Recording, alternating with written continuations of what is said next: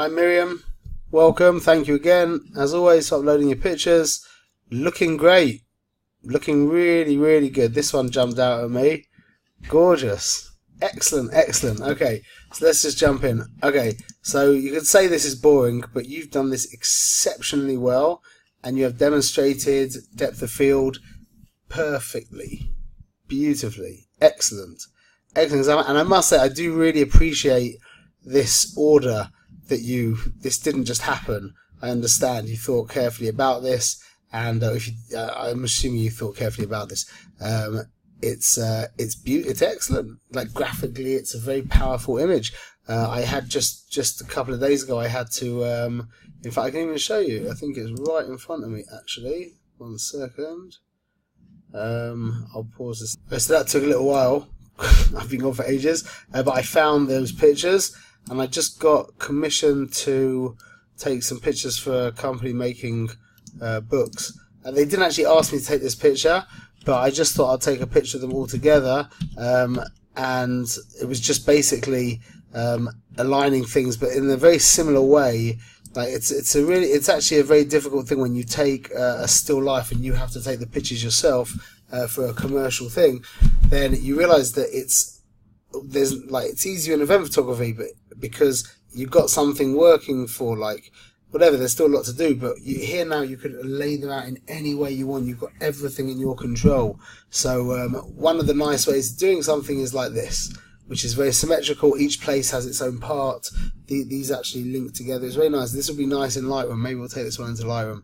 But anyway, beautifully demonstrated. Thank you. You kept the camera in the exact same place. Excuse my hoarse voice. You kept the camera in the exact same place. This is at the widest aperture. You've got the right equipment, 1.8. You've got the 50mm. Also great. You're using a very basic camera, so you've got what to look forward to. And you can just see very clearly. Excellent, perfect demonstration of depth of field according to aperture. Okay, what are the other four things? Sorry. What are the other four things? The other three things, I was right beforehand. The other three things that affect depth of field. And in order, remember the order. Okay, so number 1 we said is zoom, number 2 is aperture, number 3 is in close, and number 4 is far from background.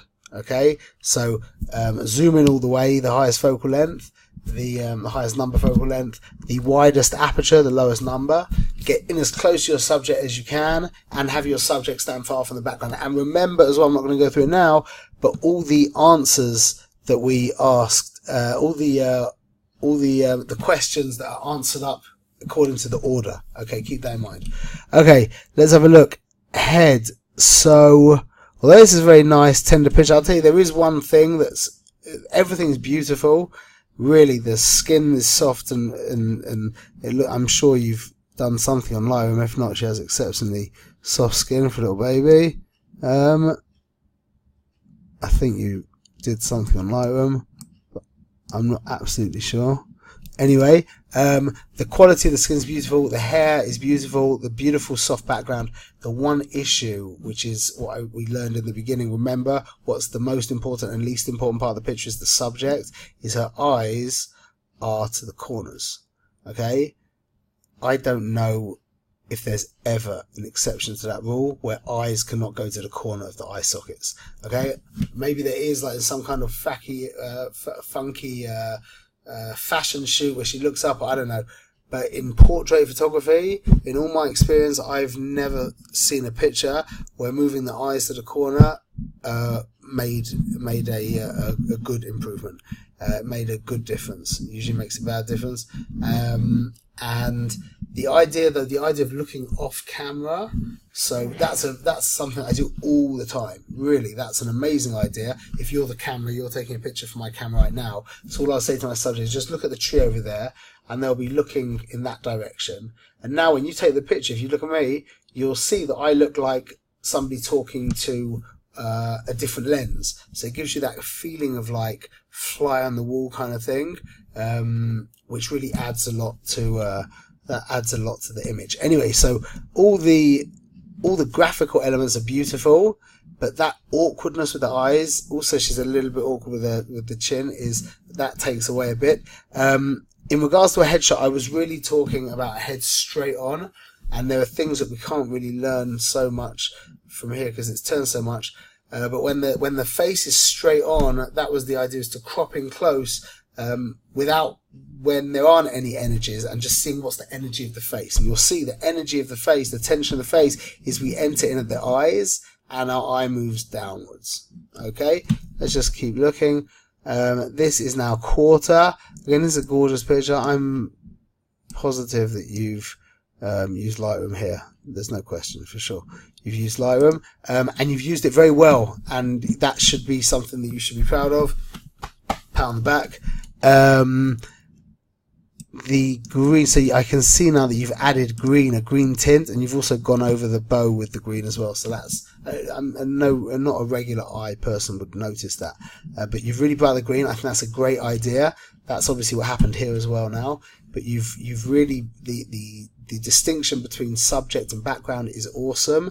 Sharp in focus. Stats are almost perfect. I would recommend you're not that far yet, you're still in class 4, but you'll get back to me with an answer. What about you'd think after in class 5, if you would think you could make these stats a little bit better, although they're very good.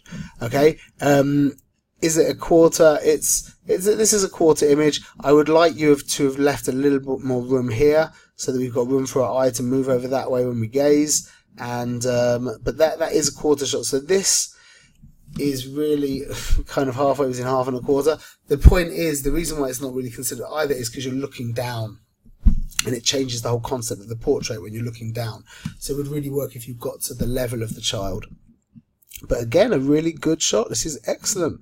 And again, I say this to all my students, I'm so happy because you're using junky equipment, and the minute you step up to, and you're doing fantastic things with junky equipment. So that's the biggest testimony. We see clear that it's to do with understanding the information and understanding the realities of the image. If that goes there, then this happens. If that goes there, then this happens.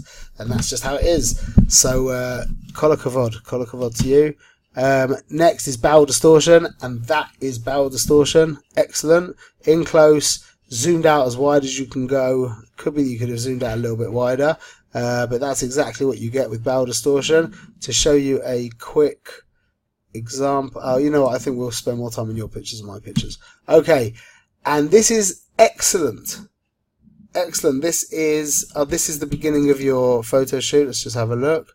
Okay, this is beautiful. One thing though, sorry, just the one thing. We could definitely add a little bit in light when we could brighten her face a little bit for sure. Maybe make warmer this area. But the one structural thing that should not be, obviously, is her arm.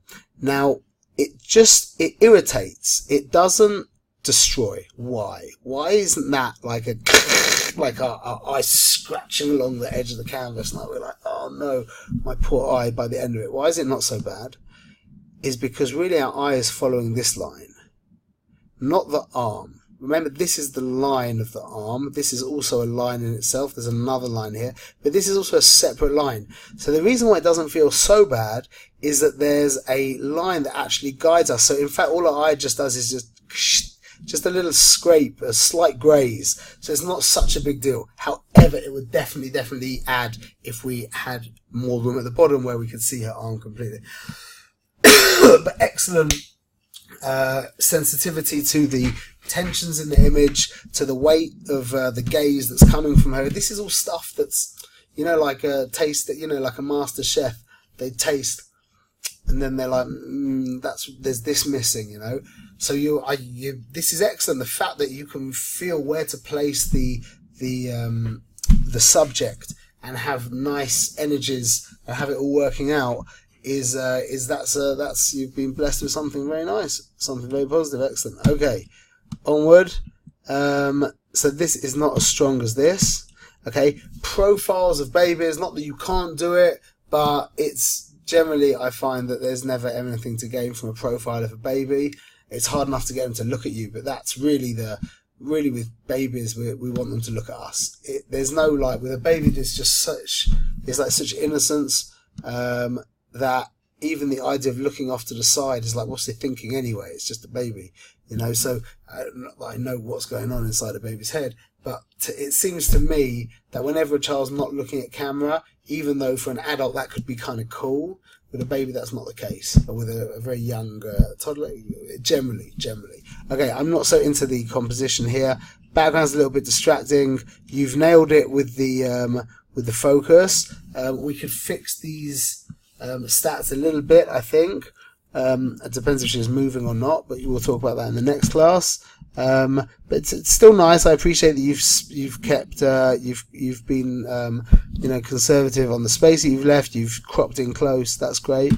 Okay, this is a great shot. I love the energy in this shot. It's a little underexposed. First thing, we could work that out in Lightroom. I think you've tried a bit unsuccessfully to do her eyes. I don't think the quality of the image was good enough. I think it was even much darker. In fact, for 100%, it was much darker than this, the actual picture that you shot, I would think. So that it looks like you didn't have the ability to go further. But the qualities and the graphics of the image are not so great, but the energy of the image, this in black and white could work very well. Maybe we'll do this in black and white, we'll see.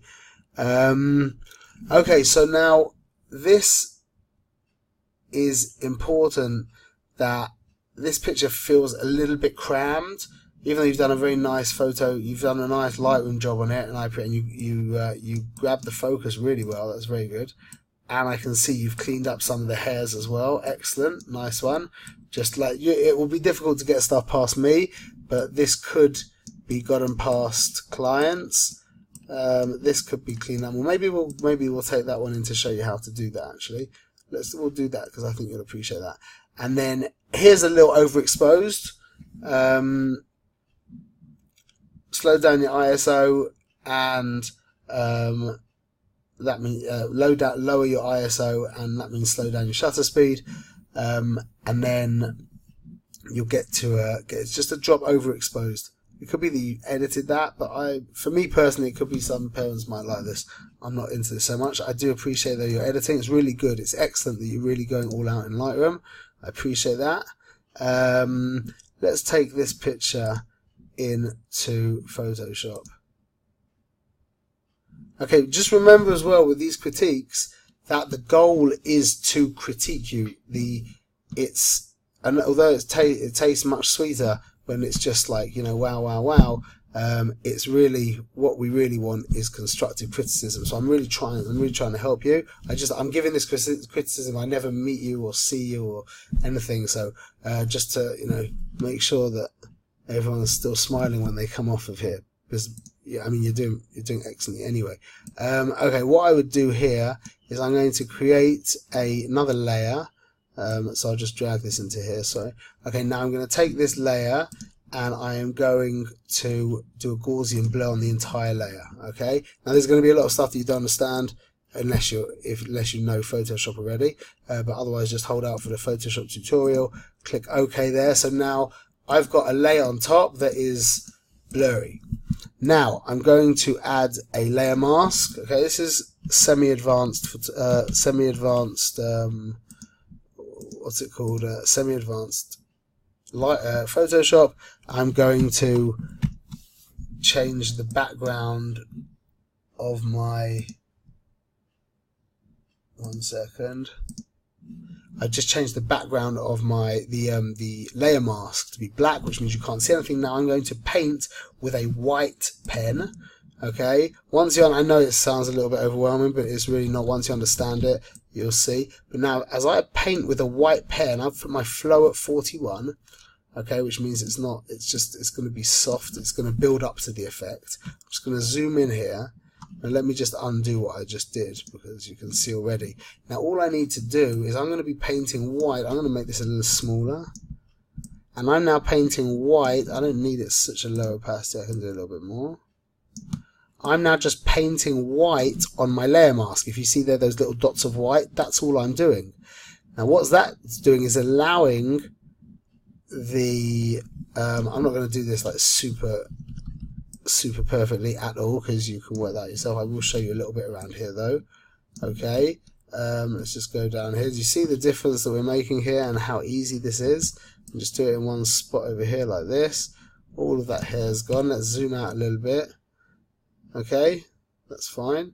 In this hair over here, it'd be better to cut it, or just to try and go around. Like, it shouldn't end with these lines coming straight in. You understand?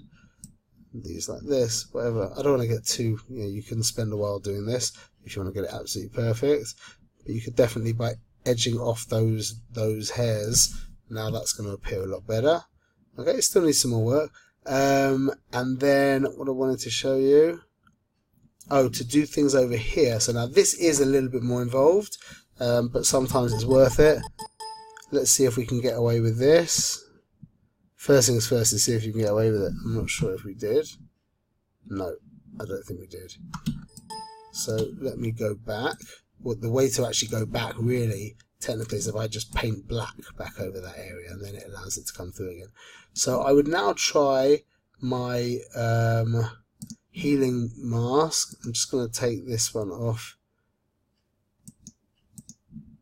and just try this in itself. I'm now on a different layer. This is got a little complicated, I think.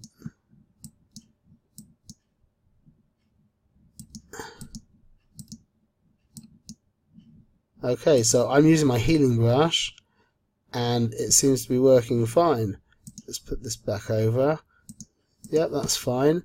And now I'm also going to use my healing brush over here. See if this also helps.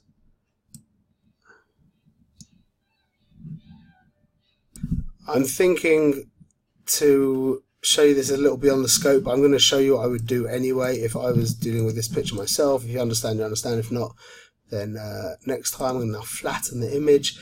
I'm going to use my clone tool, make it smaller, and I'm going to clone over here, and then I'm going to repaint that there. Then we got away with that, and then I think if we go even smaller, get rid of that line. But really now we're getting super putschky, but why not? Let's just do it for fun.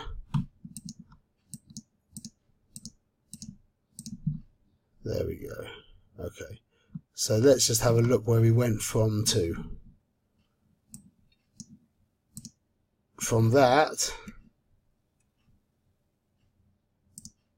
to that. Okay, that area should be worked on a little bit more. But you get the idea. Anyway, I hope that was helpful. Please click like if it was. And also, just to let you know that everyone should know this now, but if you are advising anyone to do, any of your friends to take this course, we've had such crazy success now, and it's killing my time. And so things are going to change within the next, I think, by mid-July, things will be very different, and to get the same thing that you're getting right now from me is going to be, it's going to cost a lot more money. So if you want to tell friends to try and hop around, that could be a good idea. Okay, excellent work. You're doing really excellently, and like I say to all my students, the best bit is they're using a very basic camera. So keep working, and you're looking forward to seeing what you do for us next week. The improvements have been so gigantic. It's amazing. Okay, all the best. Thanks again.